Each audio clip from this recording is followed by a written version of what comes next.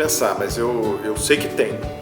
Mas para pensar, eu acho... não vou dizer que não. Não vou saber responder agora de bate-pronto. Não consigo imaginar uma aplicação prática da geometria analítica. Talvez a parte de engenharia de construção, mas fora isso. Como falar?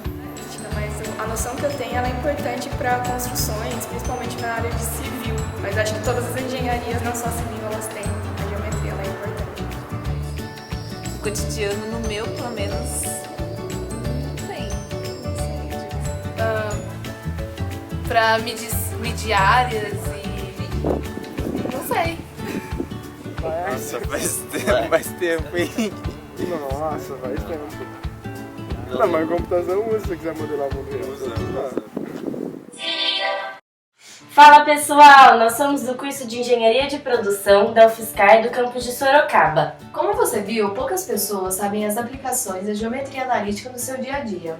Para o escopo de muitos, ela pode ser usada em diversas áreas do conhecimento, como na robótica, na mecânica, Na aeronáutica, na cartografia, na habitação, Na construção civil. e hoje estamos aqui para ensinar você como calcular uma casa usando os conceitos da geometria analítica. Se liga! Vamos começar calculando a altura do ponto I, considerado como C. Se liga!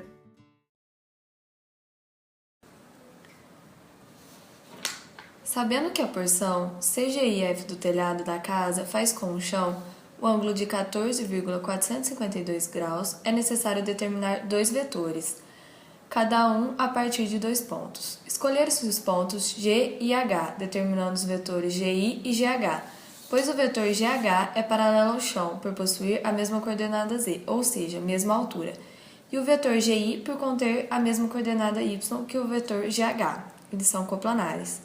Então, a partir do ângulo entre o plano do telhado e o chão, que é o mesmo entre os vetores escolhidos, calculou-se a altura do telhado pela fórmula do cosseno, em que o vetor GH é definido por H menos G e o vetor GI por I menos G.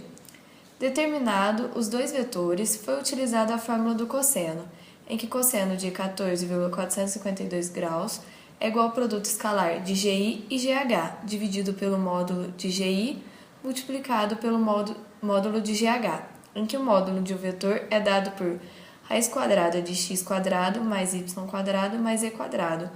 Ao finalizar os cálculos, chegamos ao resultado de C igual a 4,3, sendo a altura do telhado. Nesta seção, vamos calcular o plano do telhado, CGIF. Se liga! É necessário calcular, primeiramente, o vetor normal ao plano, e CP, um vetor paralelo ao plano, sendo C um ponto fixo e P um ponto qualquer. A equação do plano é a multiplicação escalar de N e CP igual a zero. Para calcular o vetor normal, deve-se fazer o produto vetorial de dois vetores, paralelos ao plano, que consiste em calcular o determinante. No caso do telhado, foram considerados vetores GC e IG. Calculado o vetor normal, substituiu-se os valores na equação do plano, considerando o ponto C, obtendo 18x mais 69,84z menos 361,15 igual a zero, sendo a equação do plano. E aí, pessoal? Agora a gente vai calcular a coordenada y do ponto F, que é um ponto muito importante porque ele é o ponto de encontro de todas as partes do telhado. Se liga! Sabendo que o plano que passa pelos pontos C, D e F é ortogonal ao chão e que o plano que contém os pontos A, B, C e D é paralelo ao chão por possuírem a mesma altura, podemos concluir que esse plano também é ortogonal ao primeiro plano citado. Pela condição de ortogonalidade, temos que o produto escalar dos vetores normais aos planos é igual a zero. Para acharmos os valores dos vetores normais, devemos fazer o produto vetorial de dois vetores paralelos ao plano. No caso do primeiro plano, escolhemos os vetores CB e AB, e no segundo plano, escolhemos DC e FC. Substituindo os valores das normais na condição de ortogonalidade, temos que a coordenada y do ponto F é igual a 3. Bom, pessoal, nessa sessão nós vamos trabalhar tudo o que precisamos para construir a chaminé, como, por exemplo, a altura e o perímetro da sua base. Se liga! Vamos calcular a altura dos pontos da base da chaminé, que são os pontos J, K, L e M. Todos esses pontos estão na mesma porção do telhado, portanto, são coplanares. Dessa forma, vamos achar a coordenada Z, que é a altura, através da equação do plano que estão contidos esses pontos. Para determinarmos a equação geral do plano, precisamos encontrar o vetor normal ao plano, para substituirmos suas coordenadas em A, B e C. O vetor normal pode ser encontrado através do produto vetorial de dois vetores não colineares contidos no plano, na qual os coeficientes A, B e C são as coordenadas do vetor normal ao plano. No caso, foram escolhidos os vetores BE e BC. Fazendo o produto vetorial, achamos as coordenadas de N. Para finalizar a equação, precisamos de um ponto qualquer contido em π, por exemplo, o ponto C. Agora, iremos substituir na equação. Para acharmos a coordenada Z do ponto J, devemos substituir suas coordenadas na equação geral. Portanto, a altura do ponto J vai ser 3,72 metros. Como JM é paralela ao eixo X, podemos afirmar que a altura de J é a mesma de M. Para determinar a altura do ponto L, devemos fazer o mesmo que fizemos para o ponto J. Portanto, o Z de L vai ser 3,43 metros. KL também é paralela ao eixo X, podendo-se afirmar que a altura de L e K são as mesmas.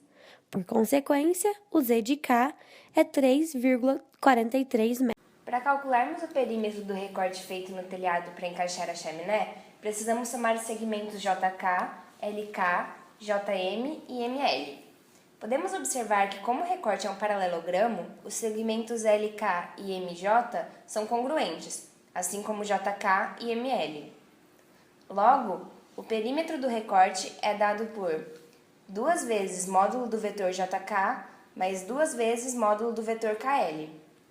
Após definirmos os vetores JK e KL, substituindo na equação do módulo do vetor, temos que módulo do vetor JK é igual a 1,41 e módulo do vetor KL igual a 1. Para finalizar, substituímos a equação do perímetro que encontramos no começo da seção e descobrimos que o recorte tem 4,082 metros. Para encontrarmos a distância da chaminé até a calha CB, utilizaremos o cálculo da distância entre um ponto e uma reta. Escolheremos um ponto aleatório da chaminé, por exemplo, o ponto K. Agora vamos calcular a distância dele até a reta que contém o segmento BC. A distância é dada pelo módulo do produto vetorial do vetor diretor da reta, pelo vetor formado pelo ponto e por um ponto da reta, dividido pelo módulo do vetor diretor da reta. No caso, o vetor diretor é o vetor BC. Já o outro é o definido pelos pontos K e B. Substituindo na expressão da distância, vamos encontrar um vetor cujo módulo é 11,54 no numerador. Já no denominador, vamos encontrar o módulo do vetor diretor da reta, que é 5. Fazendo a divisão, acharemos a distância, que é de 2,31 metros. Bom, galera, nessa parte nós vamos calcular a expressão da porta e da janela, que são muito importantes para o marceneiro poder fabricá-las. E para calcular a janela, nós tínhamos a condição de que ela não fosse retangular e que a sua área compreendesse de 25% a 30% da parede. Se liga! Para determinar essa expressão, foi considerada a equação da parábola. Como a porta é paralela aos eixos x e z, ao invés de y, consideramos z na equação da parábola, ao invés do y, que é uma constante e igual a 20. Então, a equação ficou assim. Como mostra as medidas, as coordenadas do ponto I são 5, 20 e 2,3.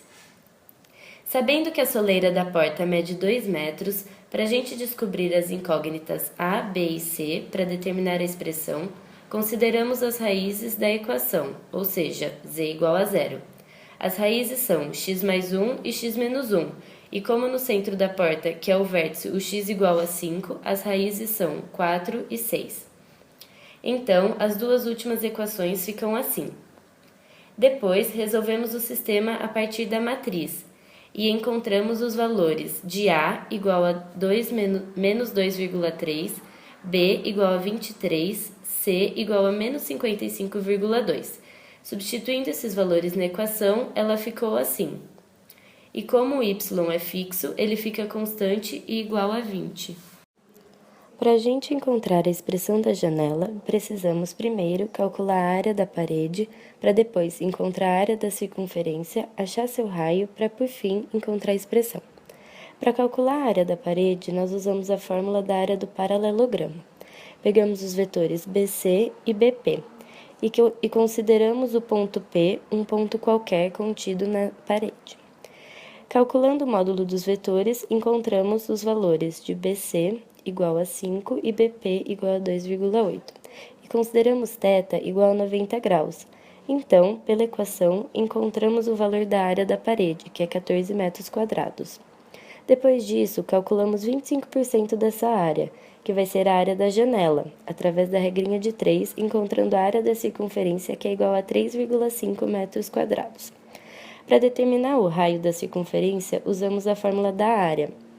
Substituindo os valores da equação, conseguimos encontrar o raio, que é igual a 1,0557 metros. Então, para a gente determinar a equação da janela, consideramos a expressão que é a da equação da circunferência. O centro da circunferência vai ser o mesmo que o centro da parede, que foi encontrado pela largura da parede dividido por 2 e a altura dividido por 2. Então, assim, encontramos o que desejávamos, a expressão que representa a janela. Com as medidas calculadas, a gente montou uma escala para representar a casa em uma maquete. Por exemplo, o ponto I tem altura de 20 centímetros na maquete e a medida real é 4,3 metros. Fazendo regra de 3 para descobrir quanto vale 1 metro em centímetros na maquete, obtemos que ele vale 4,65 centímetros. E esse foi o resultado obtido. Bom, pessoal, Espero que vocês tenham aprendido bastante. se vocês gostaram, deixem um like aqui no vídeo e não se esqueça, se liga!